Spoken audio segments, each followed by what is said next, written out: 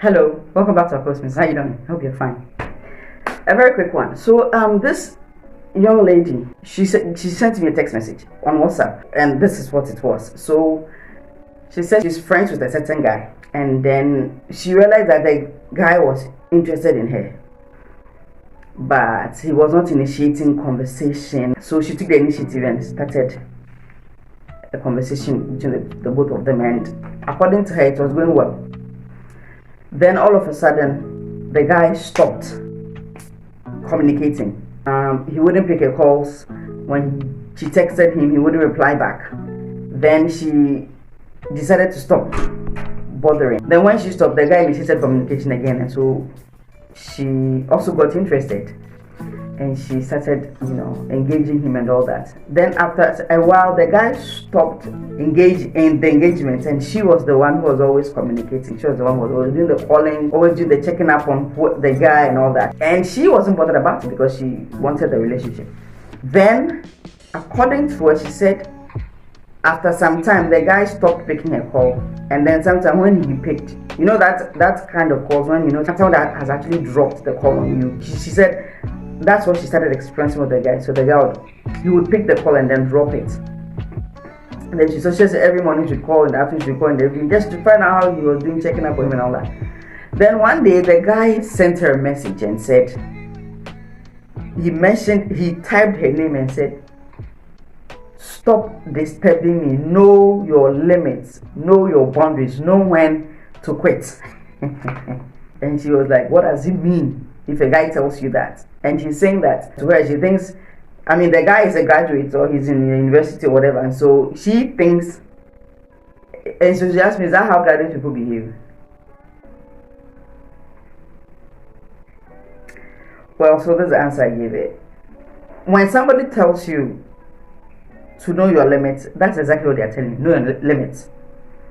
When you are in a relationship with someone, you're trying to be in a relationship with someone, it looks at it like one-sided, where you alone are making the commitment, you alone are putting all the efforts to get the relationship moving, and the other person is not trying to do the same. You don't need an angel to come and tell you to stop, to back out. Have some dignity, have some self-worth, have some honor, respect yourself, and back out. So someone was saying that if respect is not served at the table, leave the table. Get up and leave the table. You understand? So, of course, the person has boldly told you to stop disturbing. What it means that, some people just don't know when to put brakes on they don't know their limits. They don't know boundaries.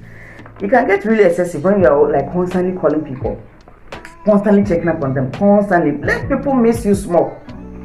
Let them miss you more, feel cry. But if you're always in their space, the next call that is coming, they know surely it is you.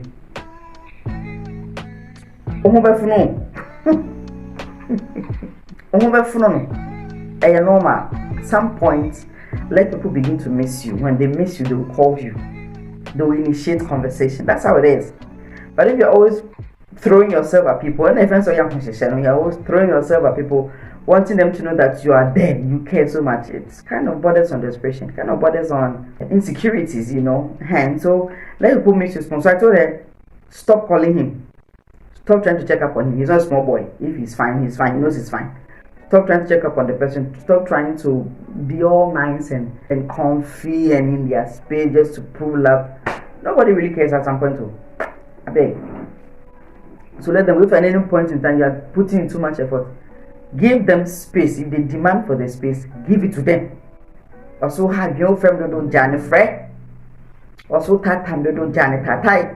Also have you jama su jane how leave them alone for as long as they want. Oblige them, indulge them, give them the space they want. Let them begin to miss you. And after they have missed you, there's a saying that absence makes the heart grow fonder. If you really were that important to them, they will come back to look for you. If you're not important to them, then might as well remain as it is. And so, that's what I told them. That's what I'm telling everybody else. If you're always putting in the effort, you're the only one making all the moves, it gets irritating sometimes. Even on your own nerves, it gets irritating. So give them the space they want. Cut out the involvement. Cut it out for a while. Let them decide if they really want you in their space. You understand? This is just a simple advice I'm giving somebody who is watching, who is in the same situation. At this approach, you should subscribe if you haven't. Share this to somebody who will be blessed by it. Like this and then leave a comment in the comment section. Thank you very much for watching. See you next week. See you next time. Bye bye. Bye bye.